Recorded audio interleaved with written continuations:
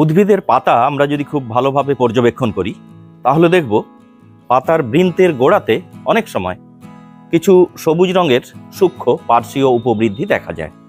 এদের বলা হয় স্টিপিউল বা উপপত্র। সব পাতাতেই যে উপপত্র থাকবে তার কোনো মানে নেই। যাদের ক্ষেত্রে উপপত্র থাকে তাদেরকে বলা হয় সোপপত্রিক পাতা বা স্টিপিউলেট, আর যাদের ক্ষেত্রে থাকে না তারা হচ্ছে নন স্টিপিউলেট। আমরা এই ধরনেরই কিছু পাতা দেখব, উপপত্র কত ধরনের এটা বুঝবো এবং সরাসরি গাছগুলোকে আমরা দেখাবো যাদের ক্ষেত্রে এই ধরনের উপপত্রগুলো রয়েছে। এই গাছটির নাম ক্রোটন।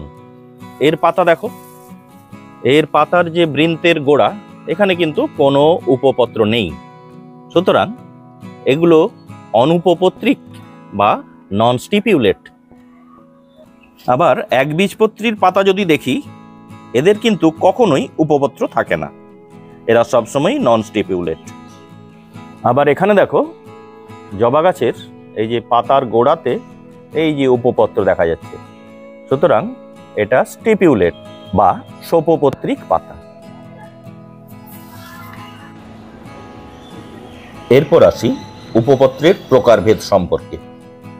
অবস্থান ও প্রকৃতি অনুসারে উপপত্র বেশ কয়েক প্রকারের হয়, যেমন ইন্টারপিটিওলার বা বৃন্তমধ্যক উপপত্র।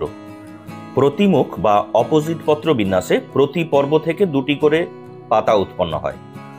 প্রতি পাতার বাম ও ডান দিক থেকে একটি করে উপপত্র উৎপন্ন হয়। এই উপপত্রগুলি একটি পাতার উপপত্র অপর পাতার উপপত্রের সঙ্গে বহি কিনারায় যুক্ত হয়ে তৈরি করে বৃন্তমধ্যক উপপত্র। আমরা এখানে কদম গাছ দেখছি, কদম গাছের পাতার ক্ষেত্রে এই ধরনের উপপত্র আমরা দেখতে পাই।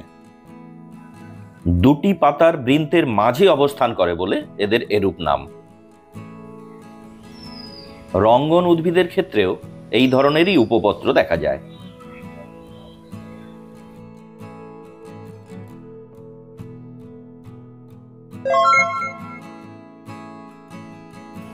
এই গাছটি গন্ধরাজ, এর ক্ষেত্রে উপপত্র কেমন একটু দেখো।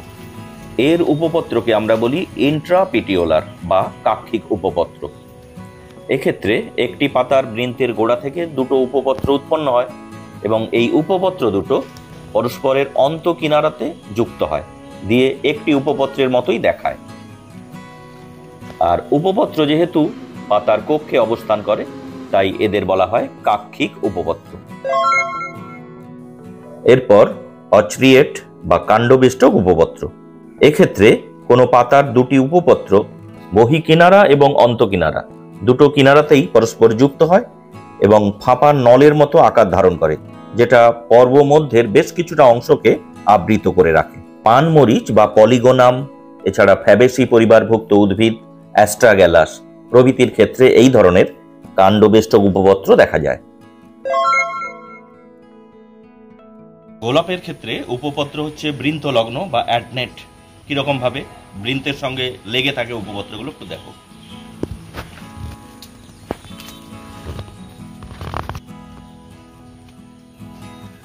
এক্ষেত্রে পত্রমূলের দুপাশ থেকে বেরিয়ে আসা উপপত্র দুটি পত্রবৃন্তের সঙ্গেই সংযুক্ত রয়েছে।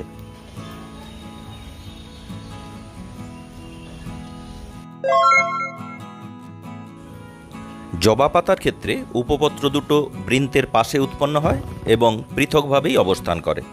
এদের বলা হয় মুক্ত পার্শ্বীয় বা ফ্রি ল্যাটারাল উপপত্র। এরকমই আরো শিক্ষামূলক ভিডিও নিয়ে আসছি, সঙ্গে থেকো।